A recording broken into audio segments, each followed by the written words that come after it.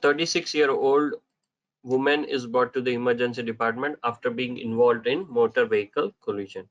He was unrestrained driver. She appeared lethargic. Her temperature is 36.6, pulse is 78, 8, and blood pressure is 110/72. A focused assessment of sonography for trauma. Fast scan of abdomen shows free intra-abdominal fluid. The patient is taken to operative room for emergent laparotomy. A medical student who is attempted to get letter of recommendation from the head surgeon joins the surgery. After the abdomen cavity is opened, marked hemorrhaging is seen, reduced visibility of area. While head surgeon is using the sterile towels to clean the abdominal cavity, increases the visibility of area. Medical student notices the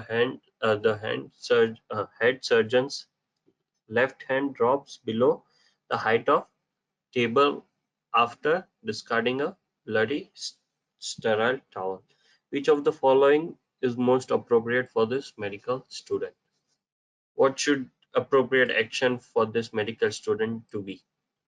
All other options, like inform the patient, this wouldn't, we should inform the head surgeon first immediately, because there is a risk of infection, and patient might not able to understand why this thing can cause and damage to himself. And the post-operative period is very, patient may be delirium, or he might be ready to go home, so he might not care about this situation. You can ask a head surgeon after surgery if the sterility was broken. So this wouldn't be useful. You have to act immediately. Inform the operating room nurse immediately about the accident. So this would cause again a layer of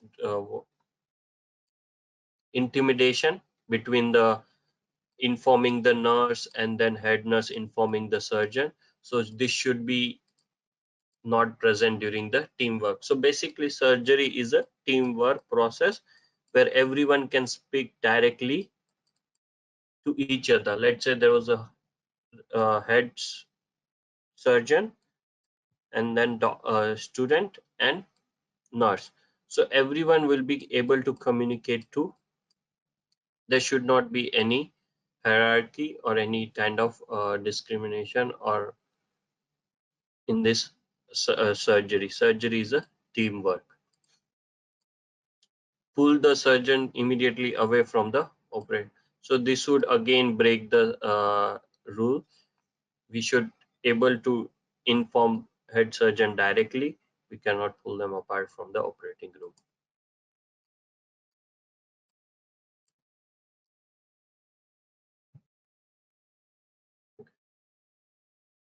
Let's see certain scenarios where there is effective team building in the healthcare. So what are the features of effective teams in healthcare? As I said, certain scenarios in the healthcare is dependent on effective team. The first of all, there is a safety culture where there is a resource to commitment to safety. So there are safety culture should be followed for the commitment to safety. There should be collaboration, or there should be a shared understanding and prioritization of goals.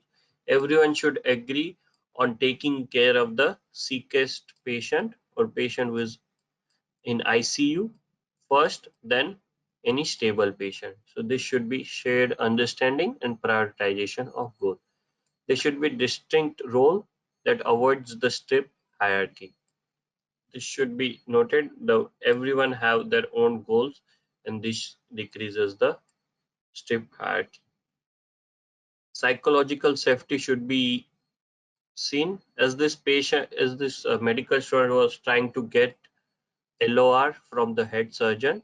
So here they can question about the psychological safety, like asking a question and voicing concern should be encouraged rather than having psychological safety. So here you can ask the questions, voice the concerns, and we should avoid the blame or retaliation against any person. We should have responsiveness. We should give feedback to the respected and promptly action. There should be situational awareness. If there should be mindfulness and safety vigilance.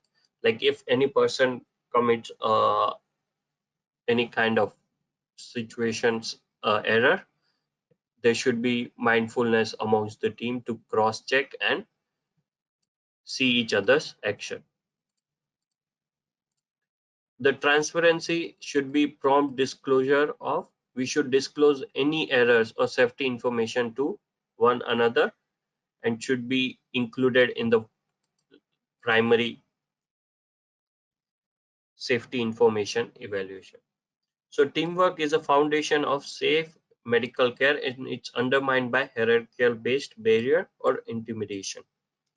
Behavioral intimidation can be overt, like verbal outburst or throwing an object, or it can be passive, like dismissiveness or impatient, or in this case, it can be intimidation of this patient not this medical student not getting an LOR.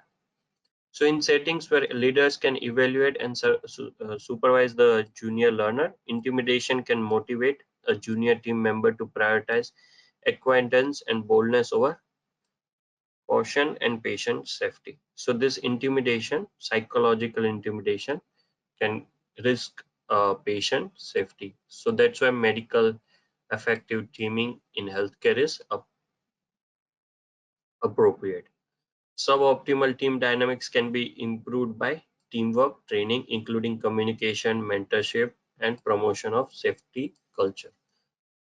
Examples of relevant intervention include they should do teamwork stimulation with the team practicing communication skills during patient scenario. The safety debriefing consistent of collaborative team-based discussion on patient safety risk should be done. Development of evaluation metrics for rewarding members who identifies error and safety risk should be done. Such intervention can improve the communication skills of the team leader, can increase the psychological safety, the comfort of expressing the safety related concerns and asking the questions. So addressing the team authority level possible intimidation can promote free expression of concerns. Nurses can freely voice concerns of suspected count discrepancy. So whenever the nurses are doing the final count on the surgical instrument, there should not be any kind of intimidation from the doctors. So they can freely raise a voice against retained surgical instrument. So this can prevent us effective team communication can prevent retained surgical object in the surgery. Okay. Thanks for watching. Please give a thumbs up and subscribe for more.